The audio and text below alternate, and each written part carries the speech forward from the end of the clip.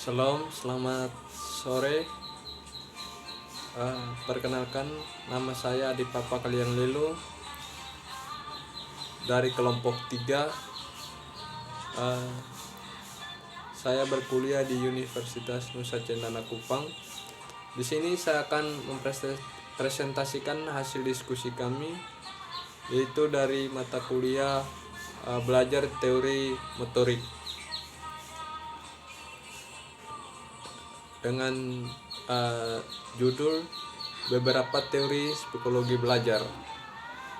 Dalam teori psikologi belajar, makalahnya dengan beberapa teori, diantaranya yang pertama teori behavioristik dan yang kedua teori kognitif. Yang pertama beberapa teori behavioristik. Teori ini berkembang antara tahun 1949 sampai pada tahun 1936 atau pertengahan abad ke-20, di tepatnya di Amerika Serikat. Tokoh aliran behavioristik diantaranya Ivan Petrovic, yang kedua L. Tordike, yang ketiga E.G. Guthrie, yang keempat B.F. Skinner, dan yang kelima R.M. Gardner. Beberapa teori yang akan dikemukakan di sini meliputi koneksionisme dari Tordike, classical conditioning dari Pavlov, dan yang ketiga operant conditioning dari Skinner. Kita akan membahas yang pertama, yaitu koneksionisme dari Tordike. Teori ini belajar dari hewan dan manusia yang pada dasarnya berlangsung menurut prinsip-prinsip yang sama. Dasar terjadinya belajar adalah terjadinya pembentukan asosiasi atau bond connection antara kesan panca indera dengan kecenderungan untuk bertindak atau impulse to action. Tordike mengemukakan 3 hukum belajar. Yang pertama 3 buah hukum primer, yang kedua 5 buah hukum subsidiar, dan yang terakhir beberapa hukum tambahan. Yang pertama 3 hukum primer menurut Tordike. Yang pertama hukum kesiapan oleh Horkluk pada tahun 1990, yang mengatakan bahwa keterampilan yang dipelajari dengan waktu dan usaha yang sama oleh orang yang sudah siap. Kesiapan dalam keterampilan tidak hanya melibatkan kesiapan psikologis, tetapi kesiapan fisik juga mempengaruhi terhadap pencapaian belajar yang optimal. Oksiden pada tahun 1984 mengemukakan bahwa belajar akan berlangsung secara efektif jika siswa telah siap belajar atau menanggapi tentang respon. Kedua, hukum latihan. Hukum ini menjelaskan bahwa dengan mengulang-ulangnya respon tertentu sampai berkali-kali akan memperkuatkan koneksi antara stimulus dan respon. Menurut Fitz,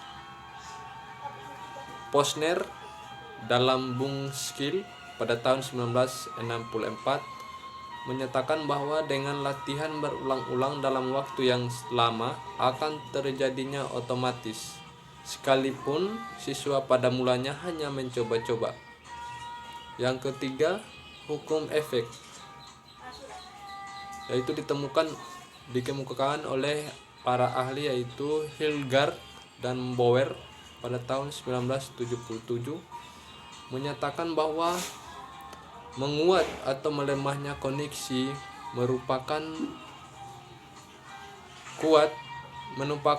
konsekuensi dari hasil.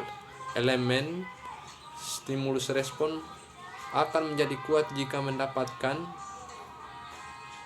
pengalaman yang menyenangkan dan sebaliknya. Menurut Lustan, pada tahun 1988 dalam proses belajar motorik yaitu sebagai berikut. Yang pertama, siswa harus siap secara psikologis maupun fisik. Yang kedua, latihan secara berulang-ulang dengan tepat dan baik. Yang ketiga, tugas guru mengorganisasikan elemen-elemen keterampilan yang akan dipelajari secara sederhana maupun kompleks. Yang keempat, dengan belajar elemen akan memperhaluskan nilai transfer. Yang kelima, untuk memperkuatkan koneksi stimulus respon dapat menggunakan hadiah. Yang keempat, konsep transfer of training.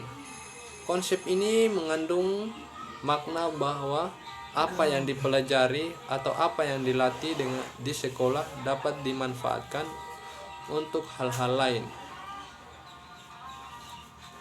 baik itu pengetahuan dan keterampilan yang diperoleh sebagai belajar dari sekolah dapat digunakan untuk memecahkan masalah-masalah yang terjadi dalam masyarakat atau di luar sekolah. Yang kedua, classical conditioning dari Pavlov. Inti dari teori ini adalah tingkah laku tertentu dapat dibentuk dengan memberikan kondisi tertentu secara berulang-ulang untuk memancingkan pribadi yang diinginkan sesuai tujuan. Yang ketiga, operant conditioning. Operant conditioning oleh Skinner. Seperti Pavlov dan Watson, Skinner juga memikirkan perilaku sebagai hubungan antara perangsang dan respon. Ada beberapa hasil pencobaan Skinner, diantaranya respons, dan yang kedua operant respon. Respondent respon atau refleks respon yaitu respon yang ditimbulkan oleh perangsang tertentu, sedangkan operant respon atau instrumental respon yaitu respon yang ditimbulkan berkembang diikuti oleh perangsang tertentu. Itu yang behavioristik. Nah, sekarang kita akan masuk pada teori kognitif.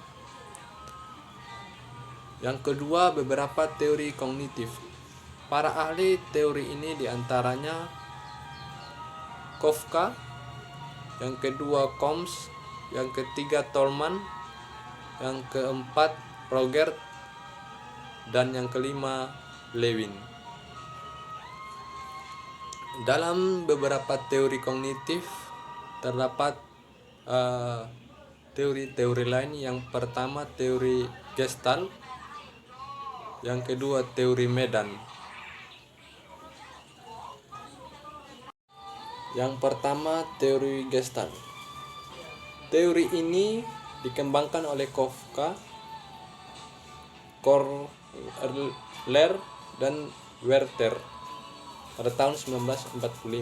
Dalam teori ini dikemukakan oleh hukum-hukum, diantaranya pertama hukum pragnas atau penuh arti, yang kedua hukum kesamaan, yang ketiga hukum kedekatan, dan yang keempat hukum ketentuan.